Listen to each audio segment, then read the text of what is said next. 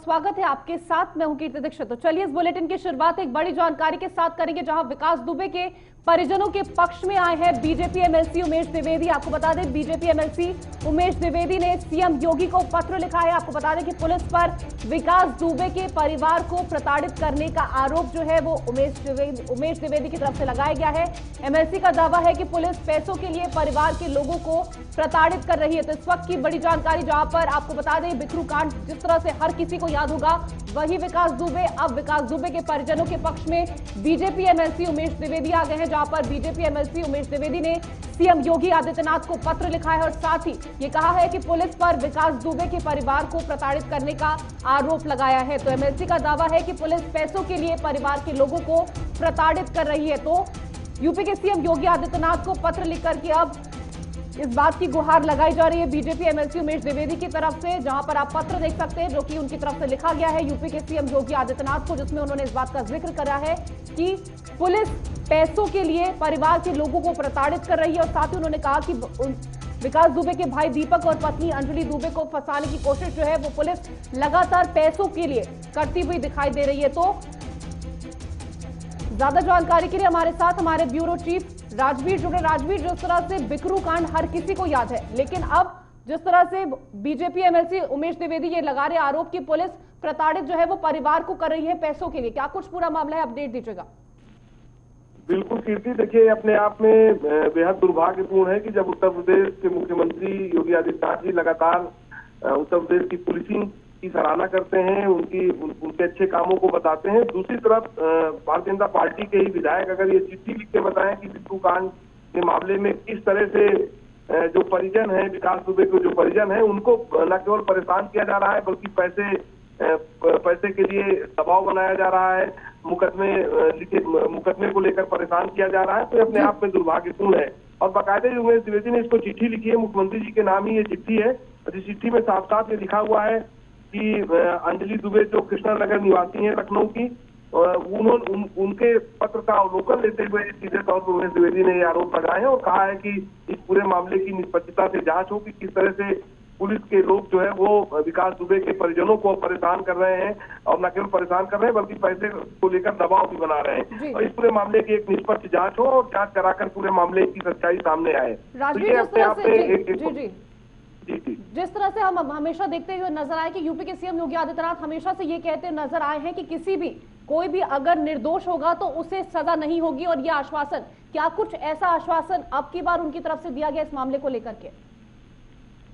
देखिए अभी तो ये चिट्ठी प्रकाश में आई है, हालांकि अभी आश्वासन जैसा कोई मामला इसमें नहीं दिखा है, क्योंकि 15 तारीख को ये चिट्ठी लिखी गई, यानी कल की ही चिट्ठी है ये उमेश द्विवेदी जो भारतीय जनता पार्टी के विधान परिषद के सदस्य हैं, उन्होंने मुख्यमंत्री जी के नाम ये चिट्ठी लिखी है और कहा है कि विकास दुबे के परिजनों को जिस तरह से परेशान किया जा रहा है, तमाम मुकदमों को लेकर उनकी बेइज्जती कराई जा रही है, जबरन पुलिस वाले घर पे जाते हैं, जांच के नाम पे तमाम तरह की बात करते हैं, पैसे के लिए दबाव बनाते हैं, तो ये सब पूरे मामले को बंद कराया जाए और इस पूरे मामले की एक कमेटी बनाकर निष्पक्ष तरीके से जांच कराई जाए। ये मांग एमएलसी उमेश द्विवेदी की तरफ से की गई है।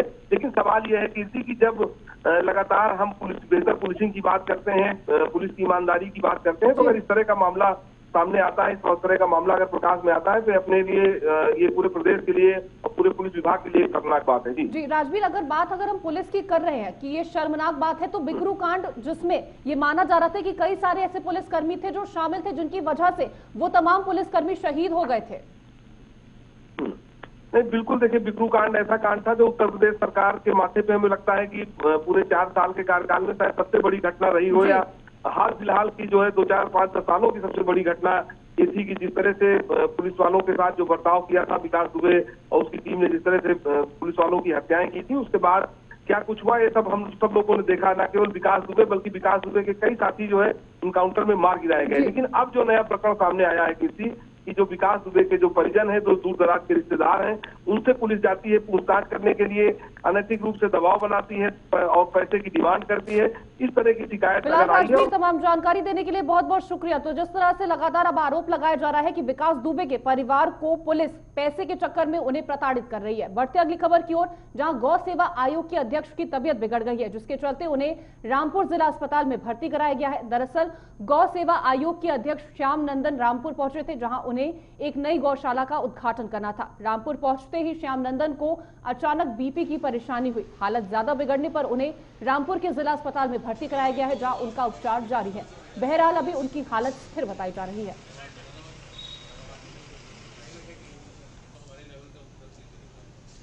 आज ये रामपुर में एक गौशाला के इनॉग्रेशन के लिए आए थे, तो उसमें दोपहर में बीपी की प्रॉब्लम हुई, पेट में कुछ इन्फेक्शन सा हुआ। उसके बाद इनको यहाँ हमने चेकअप के लिए पहले लाए थे। उसके बाद डॉक्टर्स ने बोला कि एडमिट करने को, तो कर दिया, लेकिन अब तबीयत पहले से काफ़ी ठीक है और उम्मीद है कि कल सुबह तक डिस्चार्ज कर देंगे। कल सुबह तक। ये कैबिनेट मिनिस्टर दर्जा मंत्री रैंक होती है, कैबिनेट मिनिस्टर रैंक होती है। तो गौ सेवा आयोग एक उत्तर प्रदेश में बना हुआ है, उसके अध्यक्ष हैं उसके, और भारतीय जनता पार्टी के वरिष्ठ नेता हैं। शिया वक्फ बोर्ड के पूर्व चेयरमैन वसीम रिजवी के खिलाफ मुस्लिम धर्म के लोगों का गुस्सा बढ़ता जा रहा है। इसी कड़ी में बरेली में उनके खिलाफ एसएसपी के आदेश पर कोतवाली में धार्मिक भावनाओं को ठेस पहुंचाने के आरोप में मुकदमा दर्ज किया गया है। उसके खिलाफ आईएमसी समेत कई अन्य मुस्लिम संगठनों ने अपनी शिकायत दर्ज कराई है। सभी मामलों को एफआईआर में ही शामिल कर लिया गया है। अंजुमन खुद्दामे रसूल के सेक्रेटरी शान अहमद ने कहा कि शिया वक्फ बोर्ड के पूर्व चेयरमैन वसीम रिजवी ने धर्म ग्रंथ कुरान शरीफ से 26 आयतों को हटाने के लिए सुप्रीम कोर्ट में जो अर्जी दाखिल की है, वो इस्लाम के साथ ही संविधान के भी खिलाफ है। शान अहमद के मुताबिक आरोपी वसीम रिजवी पर आपराधिक व वक्फ बोर्ड की जमीन हड़पने के भी कई मुकदमे दर्ज हैं।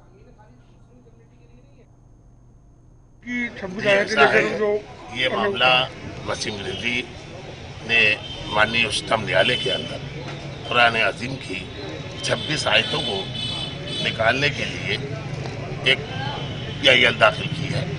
तो हमारा इस संबंध में कहना यह है, कौले खुदा कौले मोहम्मद कौले खुदा फरमान न बदला जाएगा, बदलेगा लाख जमाना न कुरान न बदला जाएगा।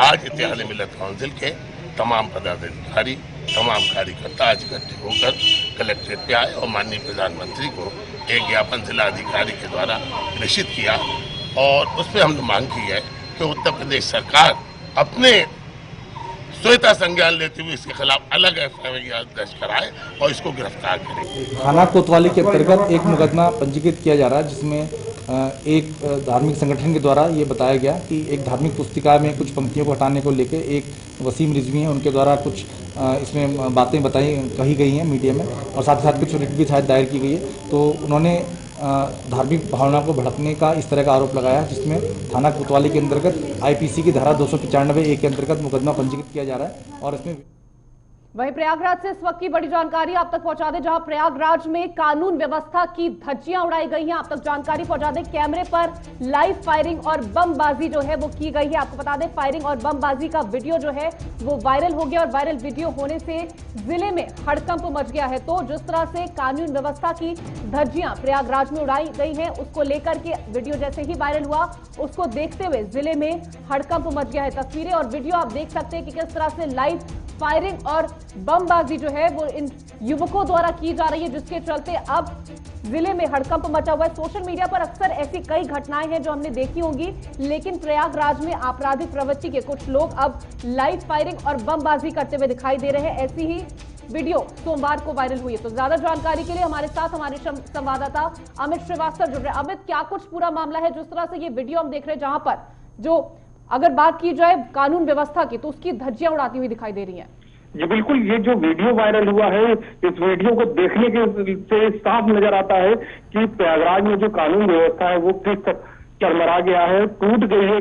जो पुलिस का जो खौफ होना चाहिए अपराधियों के ऊपर, वो खत्म हो चुका है और अपराधी जो है खुलेआम फायरिंग कर रहे हैं, हत्या कर रहे हैं, लूट कर रहे हैं, डकैती कर रहे हैं। सारी घटनाएं हो रही है प्रयागराज में। और जो अधिकारी है वो वॉलीबॉल उद्घाटन मैच करा रहे हैं और जाके क्रिकेट खेल रहे हैं। तो ये इस तरह का जो माहौल है, तो उससे साफ है कि पुलिस के ऊपर से एक बाल जो है लोगों खत्म हो गया है और अपराधी बेखौफ हो चुके हैं प्रयागराज में। अमित, अगर जिस तरह से हम वीडियो देख रहे हैं, क्या माना जाए, क्या कुछ अब इनके खिलाफ मामला दर्ज किया गया है, क्या कुछ अभी उसको लेकर की अपडेट है। जी बिल्कुल, ये नवाबगंज थाना क्षेत्र है, वहाँ पे ये वीडियो वायरल हुआ था। वीडियो वायरल होते ही हड़कंप सा मच गया एकदम, और जो वायरल वीडियो में जो व्यक्ति जो है वो दिखाई दे रहा है, उसको गिरफ्तार कर लिया गया है। लेकिन उसके साथ में एक साथी और भी था, उसकी अभी तलाश की जा रही है, वो अभी नहीं पकड़ में आया है। लेकिन जिस हिसाब से ये पूरी घटनाक्रम हुई है, जिस हिसाब से ये खुलेआम अपराधी जो है सड़क तो बमबाजी कर रहे हैं और फायरिंग कर रहे हैं, तो साफ है कि पुलिस का इकबाल अपराधियों पे ऐसे खत्म हो चुका है। लोग एकदम बेखौफ हो चुके हैं, और कहीं भी किसी की बेहतर लगातार प्रयागराज की बात की जाए तो लगातार यहाँ पे घटनाएं हो रही हैं। अभी खुलेआम एकदम एडीजी ऑफिस के जहाँ घर है उनका, उसके पास में वहाँ मारपीट हुई थी खुलेआम, वहाँ पे लाठी डंडे से एक कार सवार को पीटा गया, वहाँ पे कारें तोड़ी गई। उसके बाद इस तरह का लगातार जो वीडियो वायरल होता आ रहा है, तो उससे साफ तौर से पुलिस का इकबाल जो है वो एकदम खत्म हो चुका है और अपराधी बेखौफ हो चुके हैं। किसी की भी कहीं भी हत्या हो सकती है, ये इससे ये साफ दर्शाता है। जी, फिलहाल हमें तमाम जानकारी देने के लिए बहुत बहुत शुक्रिया। तो जिस तरह से खुलेआम कानून की धज्जियां उड़ाते हुए ये सब नजर आ रहे हैं, उसको लेकर के पुलिस ने अब गिरफ्तारी जो है वो एक शख्स की कर ली है। बढ़ती अगली खबर की ओर जिक्र करेंगे। नोएडा स्वच्छता के मामले में नई इबारत लिखा है, और पिछले साल जहां स्वच्छता के मामले में नोएडा की रैंक 25 थी, अब इस बार टॉप 10 में लाने के लिए नोएडा को क्लीन बनाया जा रहा है। इसी कड़ी में नोएडा के इंदिरा गांधी कला केंद्र में स्वच्छता प्रोत्साहन कार्यक्रम का आयोजन किया गया, जिसमें सेक्टर 55 और 56 की मार्केट को पूर्ण रूप से प्लास्टिक मुक्त बनाने में ट्री फाउंडेशन के साथ साथ 5 बच्चों ने प्रयास किया है। साथ ही जागरूकता फैलाकर इस मार्केट को प्लास्टिक मुक्त बनाने में अपना योगदान दिया। इन बच्चों को इनके इनाम के लिए ऋतु महेश्वरी ने प्लास्टिक मुक्त नोएडा का स्वच्छ दूत बताया और बतौर प्रोत्साहन के रूप में साइकिल दी। नोएडा प्राधिकरण द्वारा लगातार नोएडा शहर को साफ सुथरा बनाने के लिए प्रयास किए जा रहे हैं। आज कुछ इनिशिएटिव्स की शुरुआत की गई है। HCL फाउंडेशन के द्वारा नोएडा अथॉरिटी को 75 ड्रेन क्लीनिंग कार्ड्स दिए गए हैं, जिसमें जो ड्रेन्स हैं वो क्लीन होगी और जो उनका लिक्विड है वो क्लीन और फिल्टर होके वो साथ ही ड्रेन में डिस्चार्ज हो जाएगा। इससे इस प्रयास से लगातार अथॉरिटी जो गांव में और शहर में ड्रेन्स की सफाई का प्रयास कर रही है और बेहतर तरीके से हो पाएगा। नोएडा को स्वच्छ बनाने की कड़ी में नोएडा अथॉरिटी ने एक और मुहिम की शुरुआत की है। तस्वीरें आप देख सकते हैं। अब नोएडा को स्वच्छ और क्लीन बनाने के लिए स्वच्छता दूत का सहारा लिया जाएगा, और ये बच्चे हैं जिनको नोएडा अथॉरिटी अब एक मैसेज के ज़रिए लोगों में भेजेगी और ये बताएगी नोएडा को कहीं साफ़ रखना है। इसके अलावा अगर हम बात करें तो नोएडा में डस्ट कार्ड भी दी गई हैं। इसके अलावा जो डस्टबिन ख़राब हो गई हैं, गल गई हैं, उन डस्टबिनों को भी चेंज किया जाएगा। पार्क हों, कमर्शियल सोसाइटीज़ हों या बाज़ार हों। तो आप देखें, ये तस्वीरें ऐसी हैं जो अब नोएडा लगातार सफाई के मामले में, स्वच्छता के मामले में रैंक बना रहा है। उसी कड़ी में नोएडा को और स्वस्थ और मजबूत बनाने के लिए नोएडा अथॉरिटी की CEO ऋतु महेश्वरी लगातार प्रयास कर रही हैं, और उसी का ये नतीजा है कि नोएडा पहले से ज़्यादा क्लीन हो चुका है और अब एक नोएडा स्वच्छता के मामले में एक नई इबारत लिख रहा है। Haidar Ali, J24/7 news, Noida. सिद्धार्थनगर में कपिल वस्तु महोत्सव का कल समापन हो गया। महोत्सव की अंतिम रात भोजपुरी फिल्मों के सुपरस्टार और सांसद रवि किशन और मनोज तिवारी पहुंचे और इस वर्ष के कपिल वस्तु महोत्सव को यादगार बना दिया। इस दौरान दोनों ने हिंदी और भोजपुरी भाषाओं के चुनिंदा गीत प्रस्तुत किए, जिन्हें सुनकर दर्शक झूम उठे।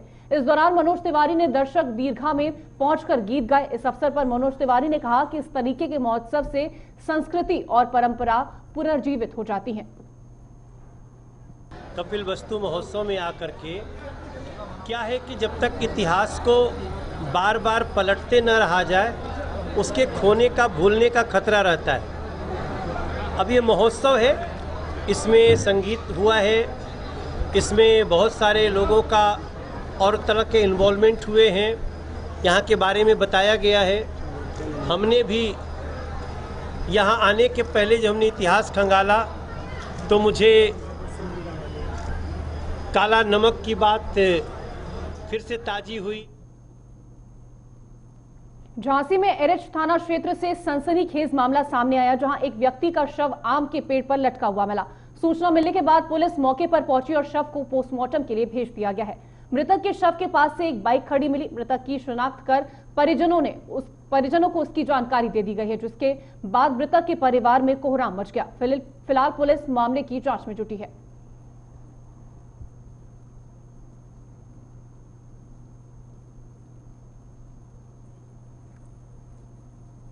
सर, एरेच थाने में क्या घटना हो गई? ये एरस थाने के निकेरा मौजा में एक व्यक्ति का शव पेड़ से लटका हुआ पाया गया है।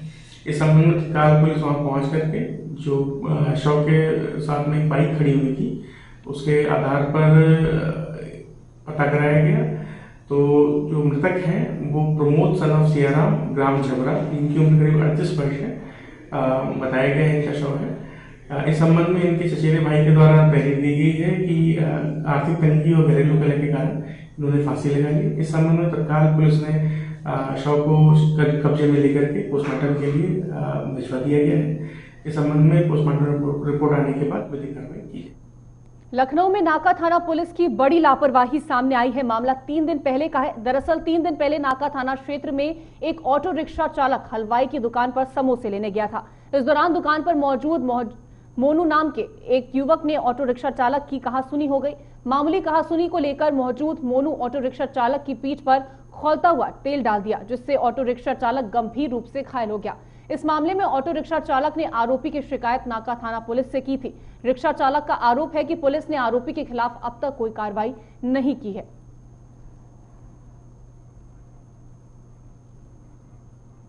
तो ज्यादा जानकारी के लिए हमारे साथ हमारे संवाददाता शादाब आलम जुड़े। शादाब, क्या कुछ पूरा मामला था जिसके चलते इन दोनों युवकों के बीच कहासुनी हो गई?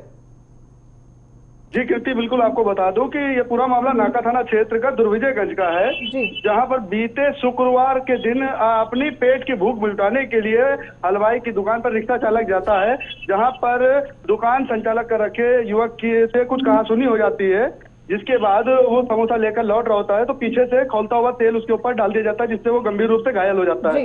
वही पीड़ित का कहना है रिक्शा चालक का कि जब वो पुलिस को सूचना देती है, पुलिस वहां पहुंचती है मौके पर, मगर उसी को दबाव बनाकर पुलिस छोड़ के वापस चली जाती है, उसका इलाज भी नहीं करा जाता है। मगर इसी खबर को चलते ही पुलिस अपना खंडन करते हुए नजर आई, जिसको बताती है कि ये रिक्शा चालक नशे में धुत था, जिसको लेकर विवाद हुआ था और इसमें कार्रवाई नहीं चाहता है। मगर उससे बड़ी बात यह है कि अगर नशे में धुत युवक रिक्शा चालक था तो आखिर उसकी डॉक्टरी क्यों नहीं कराई गई? जी, तो जिस तरह से लगातार ये युवक सवाल उठा रहा है कि पुलिस ने भी कोई कार्रवाई नहीं की है, तो क्या अब पुलिस की तरफ से क्या किसी अधिकारी की तरफ से कोई बयान दिया गया है? क्या कहा जा रहा है किसी अधिकारी की तरफ से? अधिकारी की तरफ से कोई जवाब नहीं है अभी, लेकिन पुलिस के प्यारो जो है वो खंडन करते नजर आ रहे कहीं ना कहीं। मगर जिस तरह से मीडिया के सामने गंभीर रूप से घायल युवक बोलता है कि मेरे साथ कोई कार्रवाई नहीं की जा रही है, हमको इंसाफ चाहिए, उसको लेकर जब खबर चलाई जाती है तब पुलिस कहीं ना कहीं खंडन करती नजर आ रही है कि इस मामले में पूरी तरह से कार्रवाई की जाएगी, लेकिन युवक खुद ही नहीं चाहता है कार्रवाई के लिए।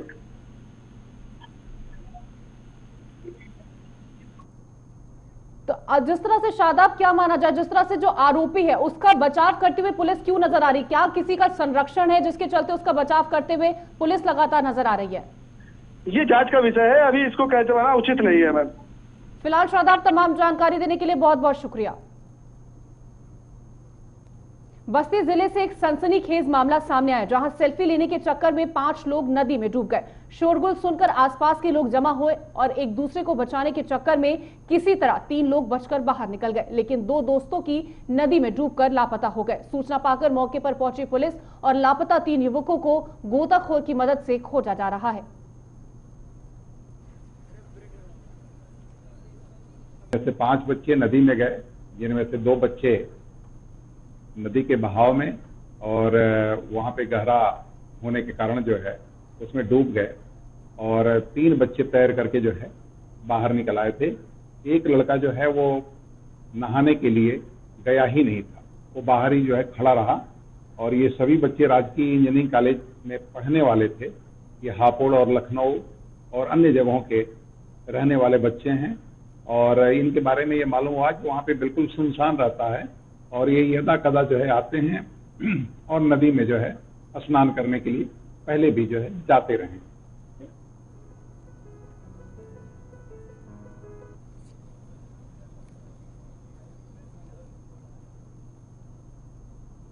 उन्नाव में पुलिस अपराध और अपराधियों के खिलाफ विशेष अभियान चला रही है, जिसके तहत पुलिस ने नशे के खिलाफ बड़ी कार्रवाई को अंजाम दिया।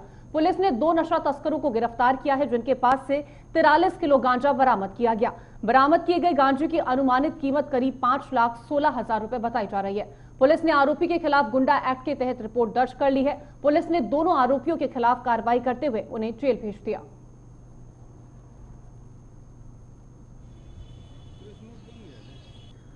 थाना कोतवाली सदर व स्वाट सर्विलांस की टीम द्वारा 2 अभियुक्तों को हिरासत में लेकर जामा तलाशी ली तो उनके कब्जे से 43 किलो गांजा जिसकी कीमत कुल 5,16,000 रुपये है बरामद किया गया तथा उनके कब्जे से 1 स्कॉर्पियो, 4 मोबाइल फ़ोन व कुछ पैसे भी बरामद किए गए हैं।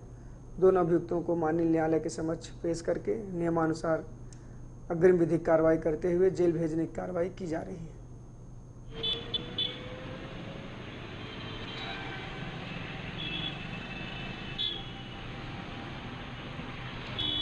यूपी में रेप जैसी घिनौनी वारदातें रुकने का नाम नहीं ले रही। आए दिन प्रदेश में महिलाओं की अस्मिता के साथ खिलवाड़ किया जाता है। ताजा मामला बुलंदशहर जिले के सिकंदराबाद कोतवाली के क्षेत्र से सामने आया, जहां गांव की ही एक युवक 14 वर्षीय नाबालिग को अगवा कर लेता है और एक खाली मकान में पीड़िता को रात भर बंधक बनाकर उसके साथ दुष्कर्म करता है। पीड़िता सुबह आरोपी की चंगुल से छूटकर घर पहुंची और पिता को आपबीती सुनाई। साथ ही पिता के साथ कोतवाली पहुंचकर आरोपी के खिलाफ मामला भी दर्ज करवाया है। पुलिस ने पीड़िता को मेडिकल जांच के लिए भेज दिया है और आरोपी को हिरासत में लेकर पूछताछ शुरू कर दी है।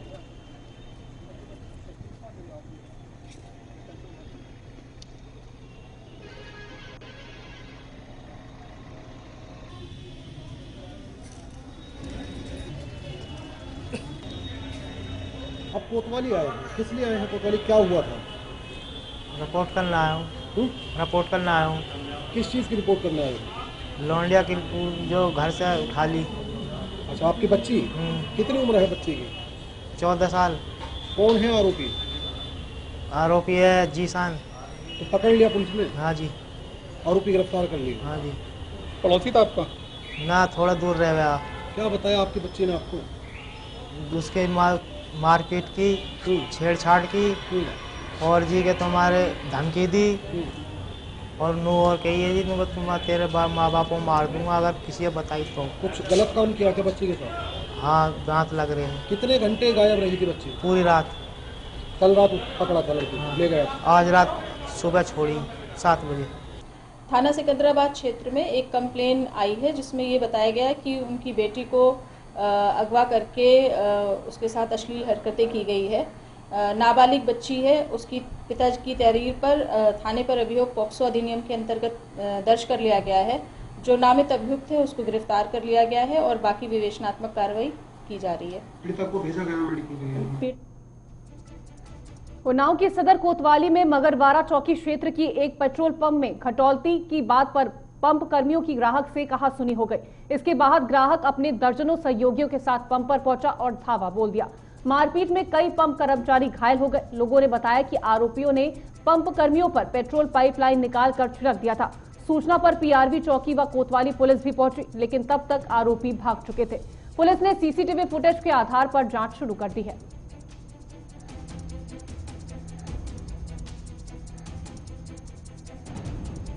पेट्रोल पंप करवन मोड़ के पास एक पेट्रोल पंप पड़ता है, वहाँ पर कोई एक बारात आई थी तो पेट्रोल पंप कर्मियों और वहाँ के कुछ लोगों में मारपीट की घटना संज्ञान में आया है। दोनों पक्षों को कोतवाली बुलाया गया है और प्राप्त तहरीर के आधार पर हम लोग आवश्यक कार्रवाई करेंगे। मौके पर शांति व्यवस्था कायम। अमेठी के जामो थाने क्षेत्र की पुलिस को बड़ी कामयाबी मिली है, जहां पुलिस ने लग्जरी कार के साथ अवैध शराब को बरामद किया। साथ ही 4 अवैध शराब तस्करों को गिरफ्तार भी कर लिया है, जिनके पास से 10 पेटी अवैध देशी शराब बरामद हुई है। आरोपियों ने बताया कि जिले के अलग अलग जगहों पर इसकी सप्लाई करने जा रहे थे। अवैध शराब को पंचायत चुनाव में खपाने की तैयारी थी। सुबह का वायरल है। पंचायत चुनाव को दृष्टिगत रखते हुए शासन के निर्देशानुसार अवैध मदिरा और अपमिश्रित मदिरा के विरुद्ध अभियान चलाया जा रहा है, जिसमें कल जामो थाने की पुलिस और एसओजी की संयुक्त टीम को अच्छी सफलता प्राप्त हुई, जिसके अंतर्गत 18 पेटियां 810 शीशी की शीशियां बरामद हुई हैं। ये लोग अपमिश्रित मदिरा है, ये शायद गैर जनपद से ला करके यहाँ बेची जाने का प्रयास किया जा रहा था। इसमें 4 अभियुक्त गिरफ्तार हुए हैं, विवेक सिंह, अभिषेक कुमार, सुरेंद्र कुमार राणा और बबलू अग्रहरी। इनके पास से एक ब्रेजा गाड़ी और एक लोडर वाहन भी बरामद हुआ है। ये अभियान अभी जारी रहेगा और अवैध मदिरा और मिश्रित मदिरा का व्यापार करने वाले किसी भी व्यक्ति को के बारे में बख्शा नहीं जाएगा और कठोर वैधानिक कार्रवाई की जाएगी। सुबह का बागपत में करीब आधा दर्जन मुर्गों की लड़ाई पर लाखों रुपए का सट्टा लगाने वाले गैंग के करीब 40 लोगों को रमाला पुलिस ने मुठभेड़ के बाद गिरफ्तार किया। पुलिस ने उनके पास से 9 मुर्गे, 4 तमंचे और काफी संख्या में जिंदा कारतूस बरामद किए हैं। फिलहाल पुलिस पकड़े गए लोगों से पूछताछ करने में लगी है। आपको बता दें कि रमाला थाना क्षेत्र के सोंटी गांव के जंगल में करीब आधा दर्जन से अधिक मुर्गों की लड़ाई पर 100 से अधिक लोग गैंग बनाकर लाखों रुपए का सट्टा खेल रहे थे, जिनकी सूचना पुलिस के आला अधिकारियों को मिली तो जंगल में छापा मारकर पुलिस ने 40 लोगों को गिरफ्तार कर लिया।